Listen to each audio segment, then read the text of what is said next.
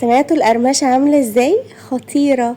والسوا زي ما شفتوا كده دايبة جدا وسواها مظبوط قوي وطعمها حلو قوي بجد ولا غلطة. عملت معاكم الفرايد تشيكن قبل كده، دي طريقة تانية ليها اسهل شوية من اللي فاتت. الطريقتين حلوين قوي ونتائجهم ناجحة جدا، فاللي يناسبكم اعملوه.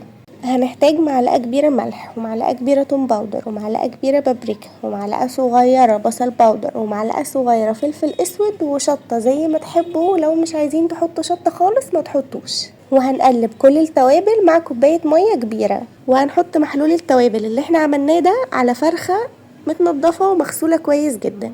وزن الفرخة من كيلو 100 جرام لكيلو 300 جرام، ما تبقاش صغيرة زيادة عن اللزوم عشان تلاقوا فيها لحم تعرفوا تاكلوها، وما تبقاش كبيرة عن 1300 جرام علشان تستوي معاكم بشكل مظبوط. الفرخة بنقطعها ل10 قطع، كل ورك بنقطعه قطعتين وكل صدر بنقطعه ل3 قطع.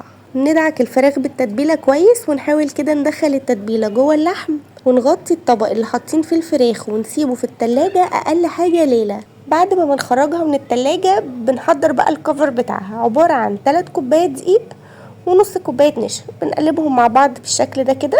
نحط بقى الفراخ في الدقيق ونفضل نقلب الفراخ في الدقيق من تحت لفوق كده شوية حلوين، يعني حوالي 10-15 تقليبة بالشكل اللي انتم شايفينه ده كده.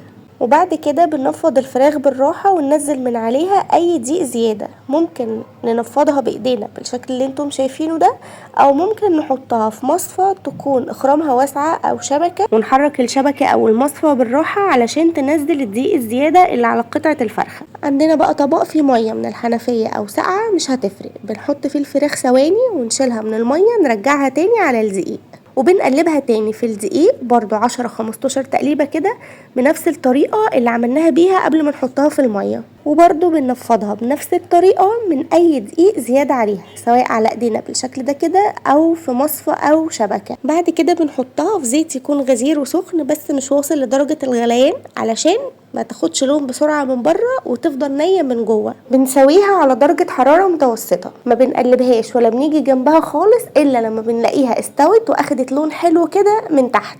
بنروح قلبينها على الناحية التانية ونسيبها لحد ما تكمل سوا وتاخد لون حلو من الناحية التانية كمان. ما بنفضلش بقى نقلب فيها كل شوية، احنا بنقلبها مرة واحدة بس. بتقعد على النار من 12-15 دقيقة مش اكتر من كده، وكل ما بتتساب في التلاجة وقت اطول في التتبيلة كل ما بتاخد وقت اقل في السوا. اول ما بتستوي وتاخد اللون الحلو ده من كل الجوانب بنطلعها ونصفيها من الزيت كويس ونحطها على مصفى او شبكة، ما بنحطهاش على مناديل، المناديل هتخليها تطرى منكم. حلوة حلاوة مش طبيعية، انا عايزاكم تجربوها بنفسكم وتشوفوا هي قد ايه خطيرة. مفيش اي فرق بينها وبين اللي بنطلبها من بره، وكمان دي انضف كتير من اللي بناكلها بره. ما تنسوش بقى اللايك والفولو، وبألف هنا وشفا على قلوبكم.